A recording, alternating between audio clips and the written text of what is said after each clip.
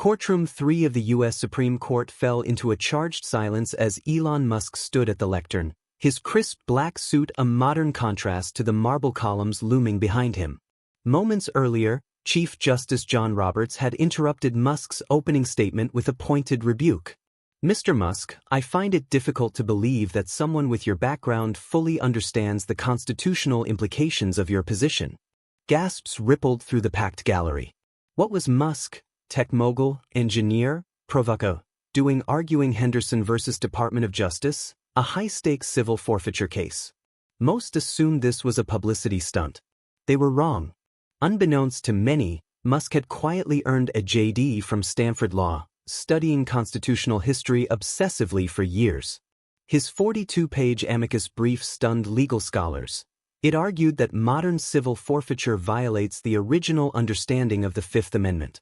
Now, standing before the 9 justices, he didn't flinch. "With respect, Chief Justice," Musk replied evenly, "I didn't come here to pitch resumes. I came to defend the Constitution."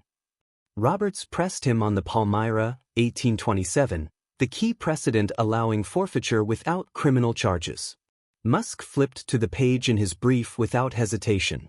"That was a piracy case, Your Honor, maritime law where personal jurisdiction was impossible.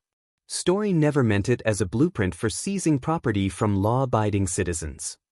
The room shifted. Skepticism gave way to curiosity. Justice Kagan leaned in. "Mr. Musk, did you work with a legal team?" "No. I built an AI model to track early case law. The research is mine." Roberts, now studying Musk more closely, realized this wasn't performance. It was a meticulously prepared challenge to legal orthodoxy. What began as an attempt to expose a celebrity dilettante was becoming something else entirely, a constitutional reckoning. By the 10-minute mark, what began as a novelty had evolved into a serious constitutional moment. The justices, once visibly dismissive, were now furiously scribbling notes as Elon Musk continued his argument. "Since Bennis versus Michigan, Your Honors," he said, eyes locked on Justice Alito, "civil forfeiture has drifted from its original purpose. When we allow the state to confiscate homes, vehicles, and community centers without charging the owners, we cross a constitutional line." Alito challenged him. "Mr. Musk, Bennis was decided. Are you suggesting we overturn precedent?" "Not necessarily," Musk answered. "I'm saying Bennis involved a car used in a crime. In Henderson, we're talking about a building used by the community, taken based on a single incident on the sidewalk. There's a difference. The Constitution demands we draw that line." He spoke not like a tech CEO but like someone who had lived in law, who had built arguments the way he once built rockets, piece by piece, with absolute precision. Roberts, now fully engaged, posed a more subtle question. "You cite obscure state cases, long forgotten. How can we be sure they reflect mainstream understanding?" Musk offered a slight smile. "Because they're not obscure when viewed together. I analyzed 31 state Supreme Court rulings between 1790 and 1850, all reflect a limited, targeted use of forfeiture. None justified what we see today." Justice Barrett leaned forward, intrigued. "Your brief makes a connection between the takings clause and due process that I haven't seen before. Where did that come from?" "From James Madison," Musk said, pulling a photocopy from his folder. "This letter, 1788. He refers to property seizure without process as a double violence against liberty. That's not just historical flavor, that's original intent." The courtroom was silent again, not out of courtesy, but awe. For the first time, the court wasn't seeing Musk as a billionaire out of place, but as a mind that dared to outprepare the establishment. As Elon Musk concluded his final point, a proposed 3-part test that would redefine civil forfeiture within its constitutional bounds, the Supreme Court chamber was hushed. No timer cut him off. No gavel dropped. Even Chief Justice Roberts, who had opened with thinly veiled skepticism, remained quiet, pen resting in his hand. Then slowly Roberts spoke. "Thank you, Mr. Musk. Your argument has been exceptionally illuminating." No one missed the pause before illuminating. It wasn't just acknowledgement. It was concession.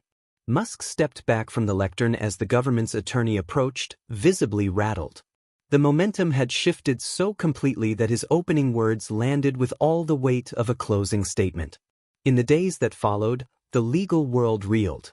Clips of Musk calmly quoting Madison and dissecting 19th-century case law went viral.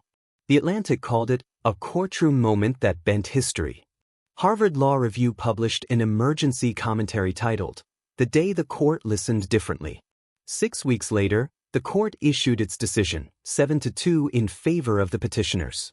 The majority opinion, authored by Chief Justice Roberts himself, directly cited Musk's proposed framework, adopting it almost verbatim. In a rare move, the opinion included this sentence: "We are indebted to amicus Elon Musk for a presentation that reminded this court of the power of meticulous preparation and the value of voices from beyond our traditional circles." Justice Sotomayor's concurrence focused on the human impact. Mr. Musk's data demonstrated what communities have known for decades: civil forfeiture often punishes the innocent more harshly than the guilty. Justice Thomas called for a wholesale re-examination of forfeiture doctrine, echoing Musk's originalist lens. The ruling triggered immediate reforms across the country. Millions in unjustly seized property were returned. Local governments scrambled to rewrite enforcement protocols. Law schools added Musk versus Roberts to their syllabi. And the legal profession could no longer pretend brilliance only wore black robes or carried Ivy League pedigrees. In an interview weeks later, Musk was asked what drove him to dive into constitutional law. He paused. "In engineering, if the structure is flawed, you don't patch it, you rebuild. The law's no different." He then announced the launch of the Musk Legal Initiative, a foundation offering legal defense and policy research for communities vulnerable to government overreach. But it was a panel at Georgetown Law that delivered the most poignant moment. Musk and Chief Justice Roberts sat side by side, speaking to a room of young law students. At the close, Roberts turned to the audience. "I judged a man by his resume. He judged a system by its roots. I won't make that mistake again." Musk smiled and simply said, "We need fewer gatekeepers and more gatebreakers."